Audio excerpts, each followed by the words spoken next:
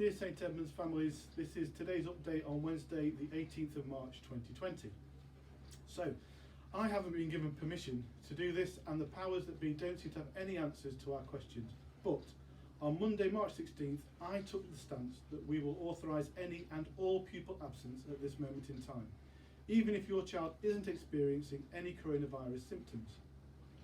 As you can imagine, I've thought long and hard about this situation and done lots of research into what other school leaders are saying and doing. Maybe, once this incredibly challenging episode has all come to an end, I'll be proved right. Maybe I'll be proved wrong. But I'd much rather be on the safer and compassionate side of that coin. This is about compassionate priorities.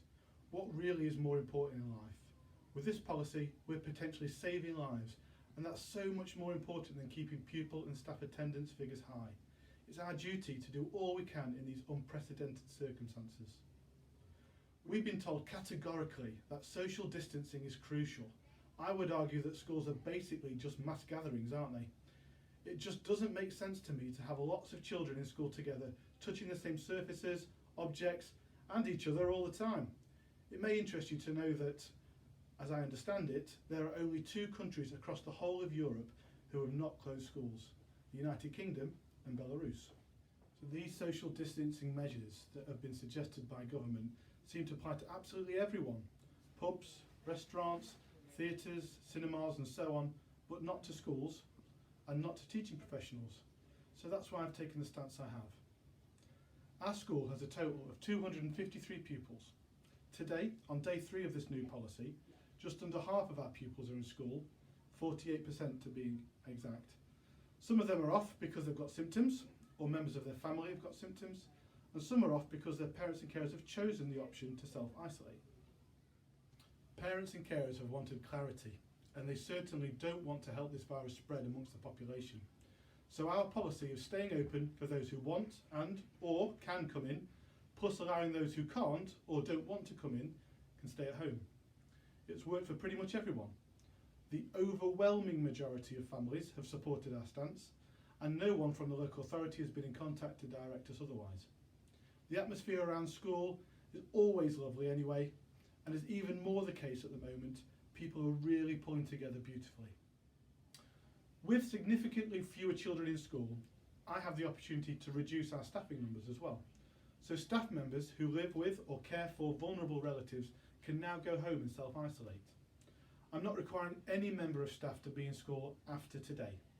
I've told them that they can go home and not return until we've come to the other side of this. Having said this, we're completely prepared to do this until the summer. We need to stay open for those families who have frontline workers in the NHS, or families who just have to go to work to pay their bills.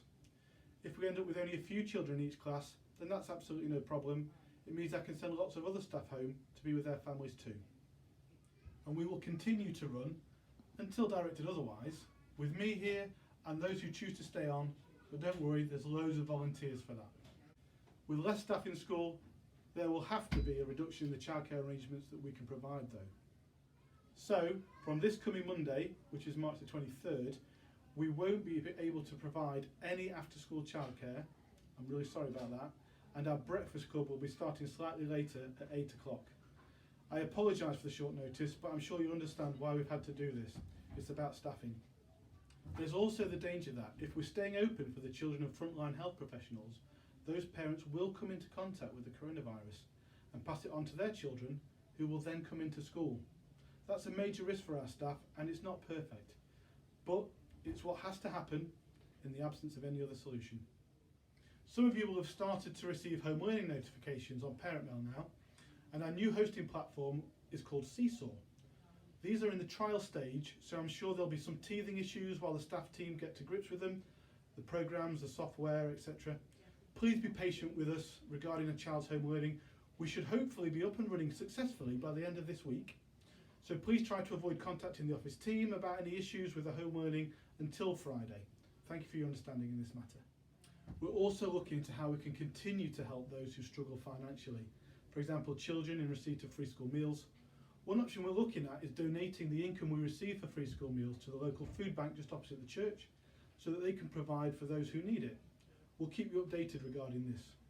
I know our families will be very aware of the challenging financial circumstance our school is currently in, following the last decade of school funding cuts by the government, but I'd really like to make this happen if we can, any way at all if we can. As I mentioned earlier, these really are unprecedented and incredibly challenging times. There hasn't been any real direction for schools from the government, so we have to find our own way ourselves. I'm confident that the approach we've set out is centred in our values of mutual respect, compassion, and love. During this exceptionally difficult time, I ask that you all find the strength to do the same. It is human nature to protect yourself and your family.